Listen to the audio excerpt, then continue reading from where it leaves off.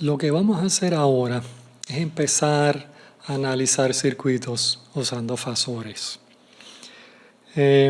Como ya sabemos, toda la teoría se queda igual, así que básicamente esto es hacer ejemplos. La única diferencia va a ser que en vez de usar números reales, estamos usando números complejos.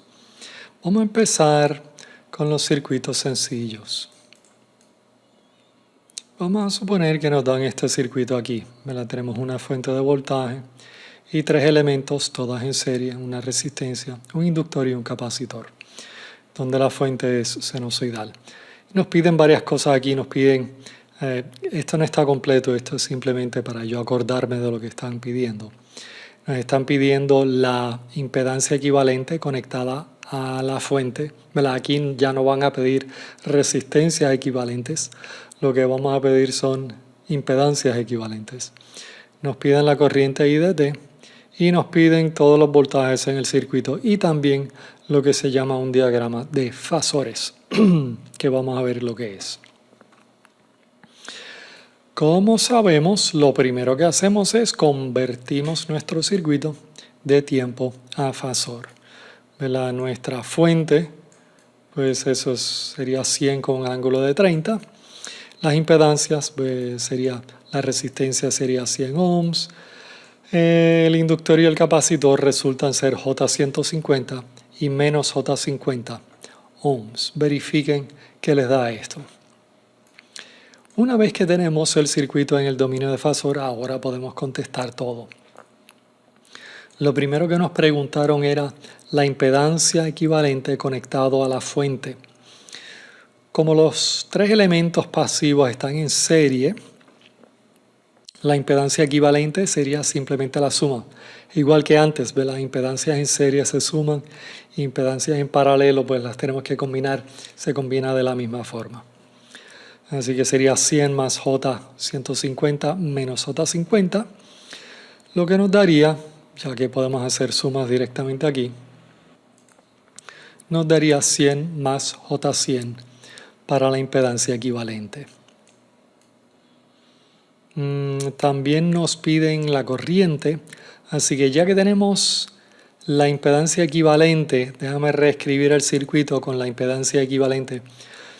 Como no es un elemento, esto ya no es una resistencia, esto aquí, la impedancia equivalente, pues no es ni una resistencia, ni un inductor, ni un capacitor. Voy a usar una cajita para representar las impedancias equivalentes.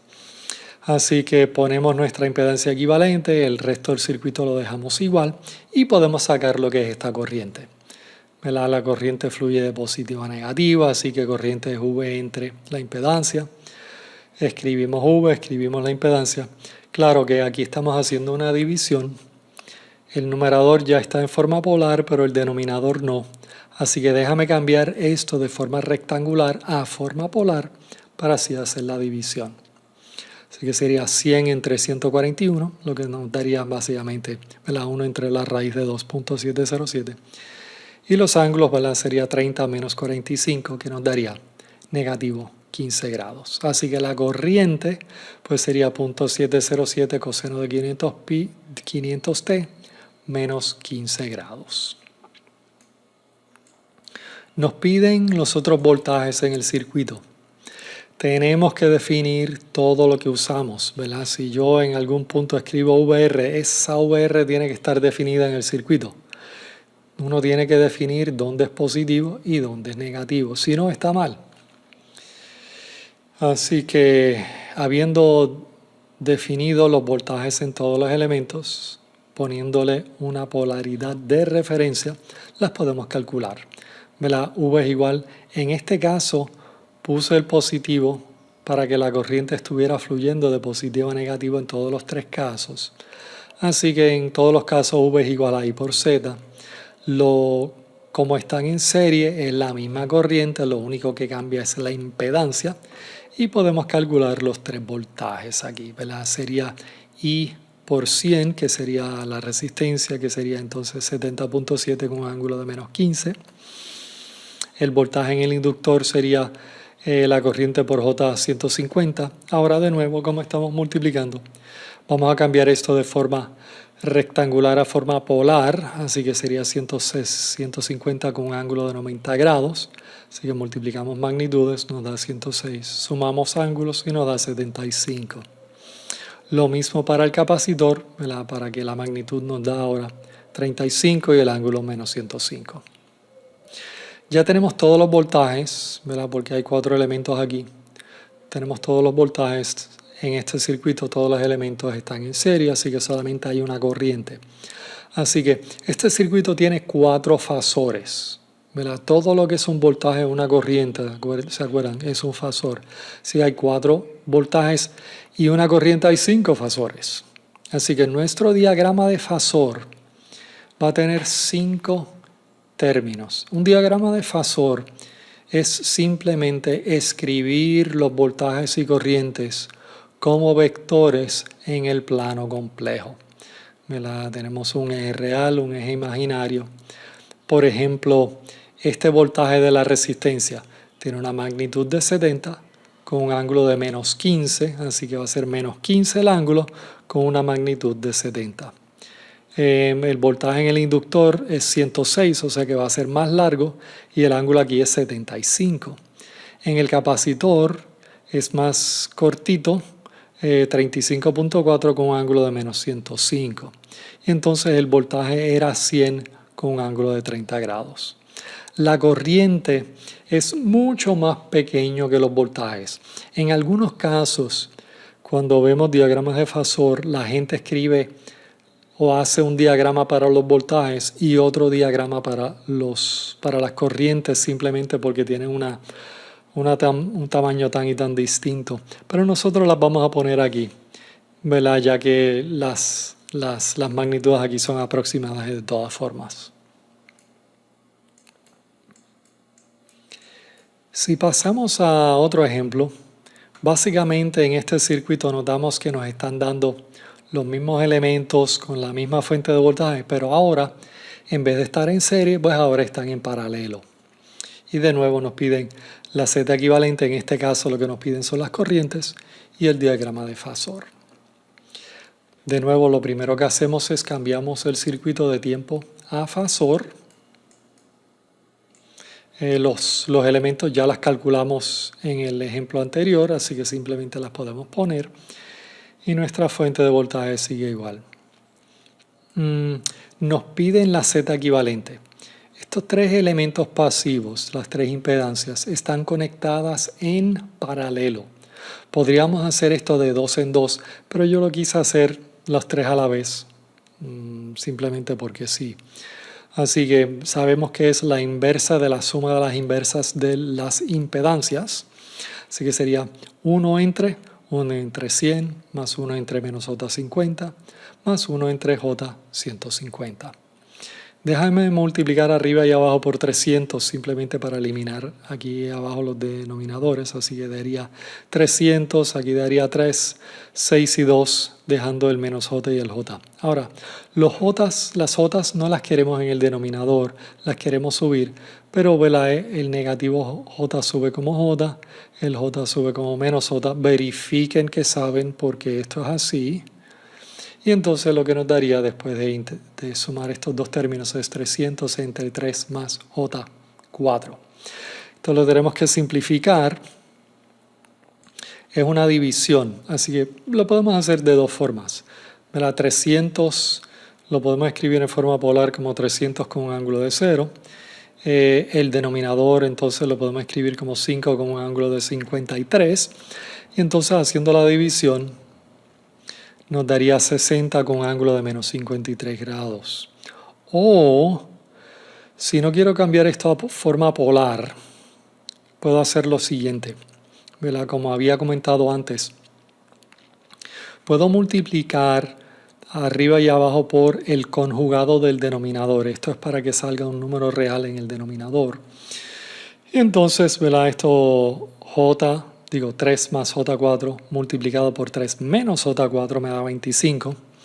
Y arriba, ¿verdad? Sería 3 por 300 es 900 y 3 por 4 sería 1200. Y entonces dividiendo por 25 nos daría 36 menos J48. Verifiquen, ¿verdad? Estos dos números son iguales, es simplemente uno está en forma polar y el otro en forma rectangular. Nos piden la corriente, así que lo podemos hacer igual que antes, ¿verdad? Tenemos la Z equivalente, podemos dividir el voltaje por la Z equivalente para sacar la corriente y en este caso nos da más o menos, ¿verdad? 1.667 con un ángulo de 83 grados. También nos piden todas las corrientes en el circuito, así que también tenemos que darle nombre y darle dirección de referencia a las corrientes, ¿verdad? Si yo pongo IR aquí, tiene que haber una IR definida en mi circuito. Los elementos están todas en paralelo, así que todos tienen el mismo voltaje. Así que el voltaje en los tres elementos pasivos es la misma. Lo que cambia es la impedancia, así que podemos sacar la corriente simplemente dividiendo por la impedancia correcta. El voltaje entre la resistencia nos daría una magnitud de 1 con un ángulo de 30. Si dividimos por menos J50 o J con un ángulo de menos 90, daría 2 con un ángulo de 120. Y por fin, ¿verdad? Para el inductor, el resultado, ¿verdad? Sería punto, ¿verdad? 67 con un ángulo de menos 60 grados. Y una vez que tenemos todos estos fasores, podemos hacer el diagrama de fasor.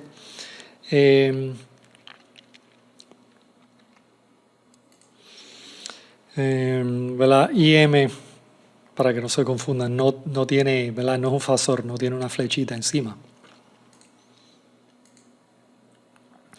Ponemos todas nuestras corrientes, ¿verdad? Tenemos IC, IL, esta sería IR.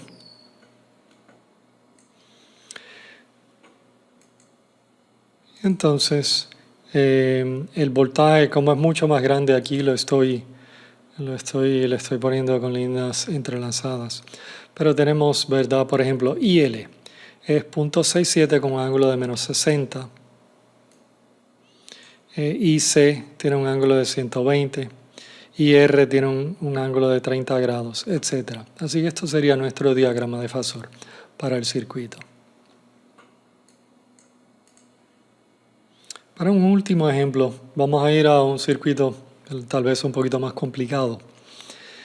Y en este circuito nos piden la Z, de nuevo la Z equivalente conectado a la fuente, todas las corrientes, bueno, I1, I2 y I3, y también este voltaje V1. Como primer paso siempre cambiamos el circuito de tiempo a fasor. Una cosa, en estos primeros problemas, el libro nos da los problemas en tiempo y nosotros lo cambiamos a fasor. Más adelante siempre van a dar los problemas en fasor simplemente porque esto es un paso mecánico, ¿verdad? Aquí no hay que pensar nada.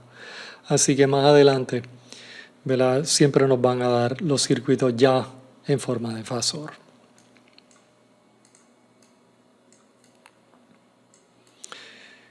Calculamos lo que son nuestras impedancias. Sabemos que nuestra fuente de voltaje es 10 con un ángulo de 0. Las impedancias 2.5, J2.5, 5 y menos J5 para el capacitor. Y yo escribí las corrientes como fasores y el voltaje como fasor también. Podemos atacar esto de cualquier forma, ¿verdad? Todavía no vamos a usar nodo ni malla, así que vamos a usar simplificación de circuito para hacerlo. Veo que estos dos elementos están en paralelo, así que déjame combinarlas en una Z equivalente. Así que voy a llamar la combinación de estos dos elementos Z1. ¿Verdad? Para sacar la Z equivalente es la multiplicación entre la suma de ellas, lo que me da 2.5 menos J2.5 ohms. De nuevo verifiquen que esto esté bien. Estos dos elementos están en serie, así que ¿verdad? Sería 2.5 más J2.5. Ahora, para sacar la Z equivalente, aquí los tres elementos que quedan están en serie, así que las podemos sumar. 2.5 más J2.5 más Z1, que sería 2.5 menos J2.5. Y vemos que en este caso la parte imaginaria se cancela y nos quedaría simplemente 5 ohms como la resistencia equivalente, o digo, como la impedancia equivalente. Aquí en este circuito sencillo podemos sacar I1, ¿verdad? Aquí no están ni I1, ni I2, ni I3, pero como está I1 podemos sacar I1 directamente de aquí, lo que sería V entre Z equivalente, así que sería 10 con un ángulo de 0 entre 5, lo que nos daría 2 con un ángulo de 0.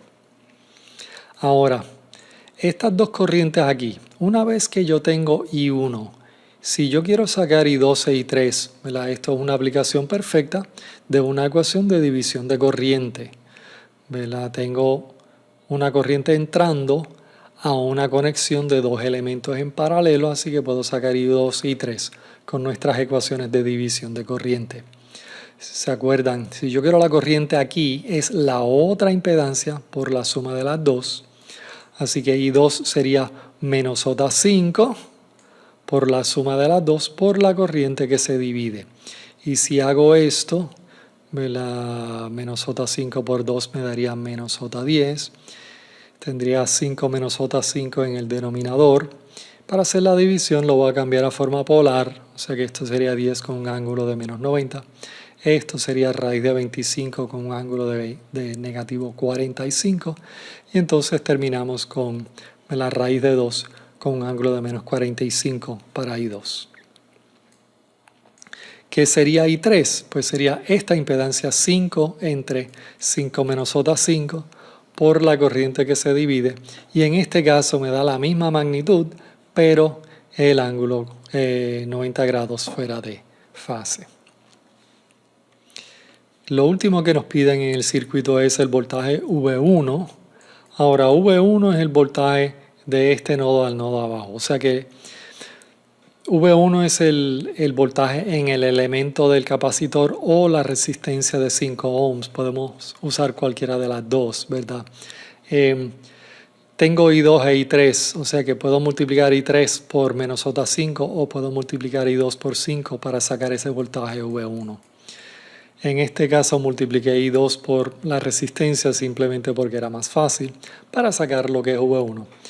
Y me da que es 7.07 con un ángulo de menos 45. Y estos primeros problemas, de nuevo, básicamente son para que uno diga, mira, las mismas técnicas se usan, la única dificultad que se ha introducido es que ahora los cálculos son con números complejos. Aquí hay unos problemas del capítulo 5 para que puedan hacer y repasar estas ideas.